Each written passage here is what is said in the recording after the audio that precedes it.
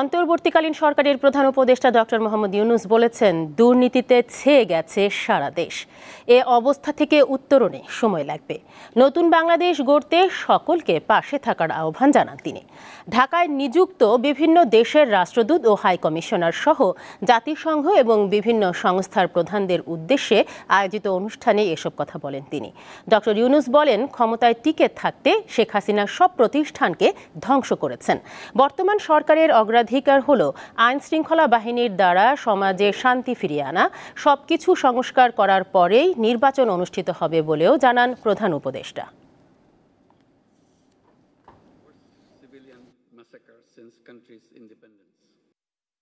It's a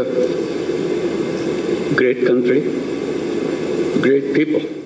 Bangladesh একটি সম্ভাবনার দেশ, কিন্তু দুর্নীতির কারণে দেশের সব শেষ হয়ে গেছে। বিচার বিভাগ ভেঙে পড়েছে।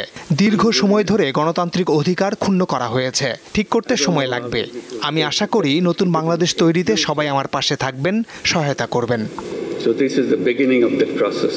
I hope you'll have patience and stay with us. Help us.